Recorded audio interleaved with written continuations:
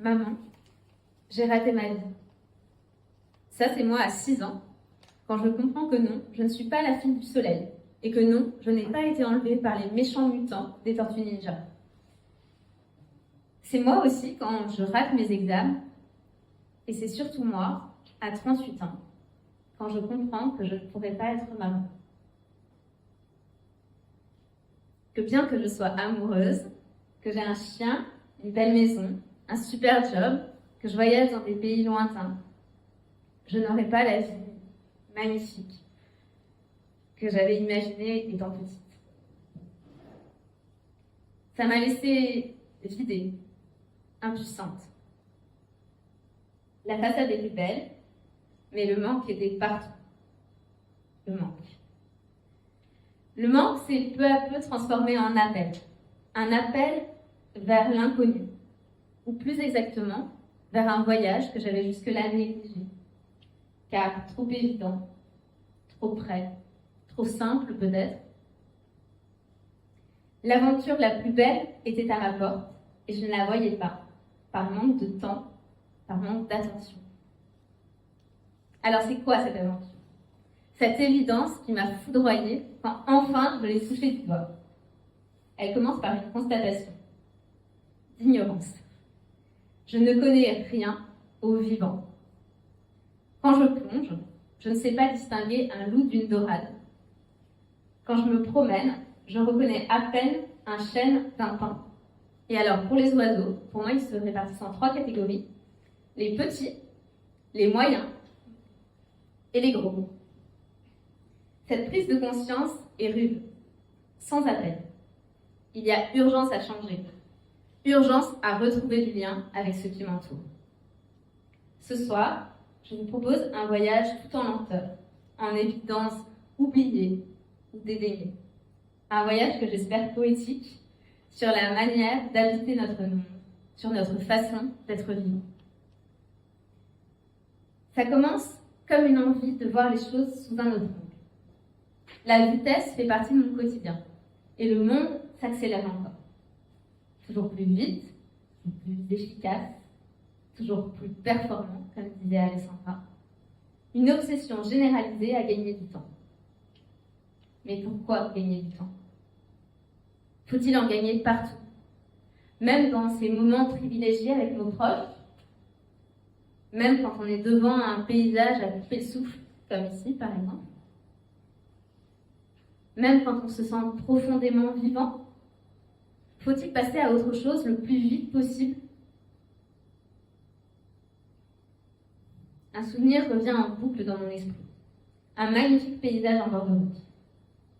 Se garer, descendre de voiture, regarder 10 secondes, sortir son téléphone, immortaliser l'instant, remonter en voiture. Le tout en urgence, parce qu'il y a encore beaucoup de choses à faire, beaucoup de choses à voir. La vitesse, la lenteur.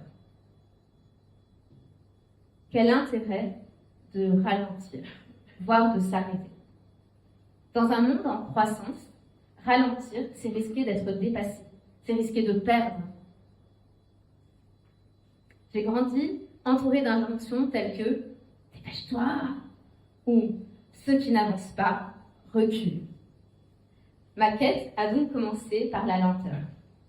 Et pour y être vraiment confrontée, j'ai décidé de faire un petit morceau du chemin Saint-Jacques-de-Compostelle.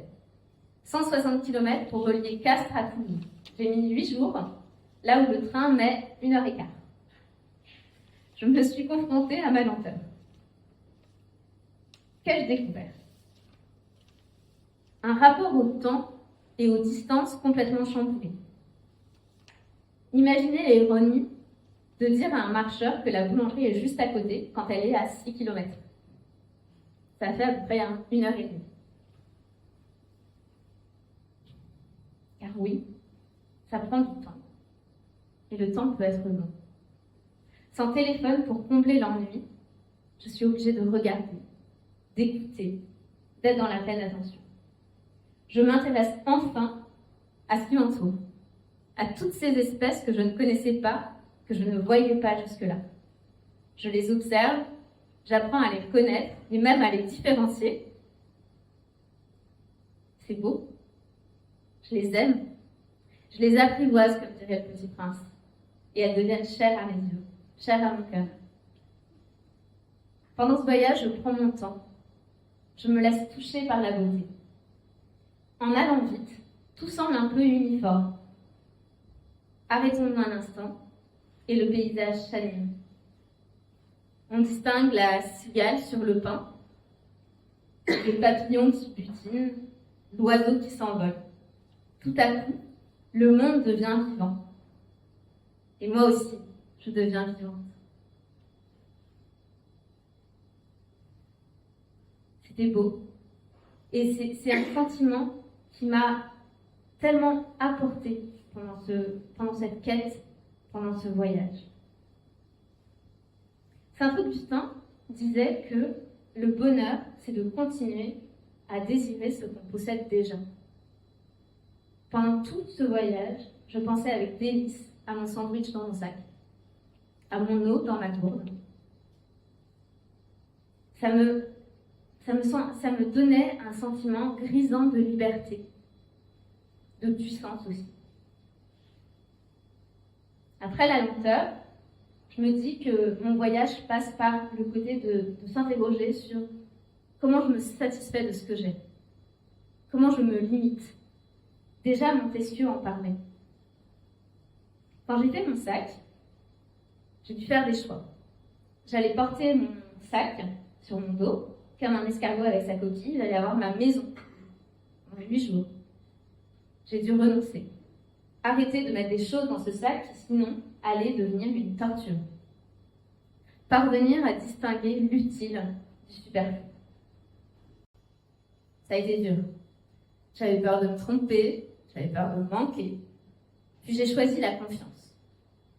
Confiance dans ce chemin qui est, paraît-il, magique. Confiance dans les rencontres que j'allais faire. Et un peu confiance dans les étalages du supermarché. Ça m'a quand même beaucoup aidé. J'ai passé 8 jours avec un sac de 6 kilos et je n'ai jamais eu l'impression de manquer de quoi que ce soit. Quand je suis rentrée chez moi, forcément, je me suis interrogée sur toutes les choses que j'avais accumulées jusque-là. Alors bien sûr, c'est dans notre nature que de vouloir toujours plus. Pourtant, bien que nous soyons programmés pour manger tout ce qui nous passe sous le nez, héritage de nos ancêtres chasseurs-cueilleurs, nous sommes arrivés à nous limiter, parce que c'est bon pour notre santé physique. Et si se limiter pouvait également améliorer notre santé mentale?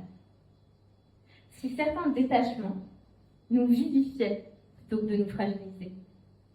Si couper certains liens rompait nos asservissements et nous redonnait de la puissance d'agir? Désormais, je veux choisir où je pose mon regard. Je veux choisir où je mets mon énergie. Choisir. Vous connaissez sûrement la phrase « choisir, c'est renoncer ». Je la déteste, cette phrase. Je trouve qu'elle a plus de sens et qu'elle donne plus d'énergie quand on la change un tout petit peu et qu'on dit « choisir, c'est s'engager ». Quand je choisis de ne plus prendre l'avion pour des raisons écologiques, peut-être que je renonce. Mais surtout, je m'engage pour faire vivre mes convictions. D'ailleurs, limiter et militer ont exactement les mêmes lettres, comme les deux faces d'une même pièce. Les limites que je me fixe sont déjà des actes parlants, des actes militants. Je dis ce que je fais et je fais ce que je dis. Alors, les limites, ça permet aussi de décider, de changer, de faire le tri de nos priorités et de se poser des questions essentielles, existentielles. De quoi j'ai besoin pour vivre, pour être vivant? Qu'est-ce qui fait sens pour moi? Laissez-moi vous raconter une histoire. De toute façon, vous n'avez pas le choix. Un homme rentre chez lui. Il est tard, il est fatigué. Son fils arrive pour l'embrasser et lui demande « Papa, tu gagnes combien ?» Le père est énervé, je vous l'ai déjà dit, donc il répond en grognant qu'il gagne 20 €. Le petit garçon semble déçu, mais il enchaîne et il demande à son père de lui prêter 10 €. Son père s'énerve, l'envoie au lit. Bon, il est quand même pris de remords, il va voir son fils, il lui donne l'argent. Et là, l'enfant va chercher 10 euros supplémentaires et dit à son père, « Tiens papa, voici 20 euros. Avec cet argent, je voudrais t'acheter 1 heure de ton temps pour que demain, tu puisses manger avec moi. » Après quoi je cours. Et si me limiter pouvait m'aider à mieux vivre? La première fois que des amis m'ont dit ça, des anciens JD d'ailleurs, j'ai trouvé ça surprenant. Enfin, je ne comprenais pas trop en fait. Et puis j'ai trouvé ça canon. Se poser la question concrètement de combien j'ai besoin pour vivre correctement. Et une fois ce niveau atteint, ne pas chercher à gagner plus d'argent. Changer de cap. Rentrer en introspection pour réaliser ce qui fait sens pour moi. Sur ce qui pourrait me donner des regrets le jour de ma mort. C'est ces réflexions qui nous ont poussés à vendre Jules. Cette envie de changer mes priorités, de mettre plus de profondeur dans ma vie. Alors pourquoi? Maintenant, je suis en recherche. Qu'est-ce que je vais bien pouvoir faire de ma vie? J'ai envie de me laisser guider par cette envie de faire advenir un monde souhaitable. Mais c'est quoi un monde souhaitable? C'est un monde pour moi qui, au lieu de séparer les choses, les rassemble. Dans lequel les points communs comptent plus que les différences. Qu'est-ce que j'ai de commun avec une orchidée sauvage? Peut-être rien.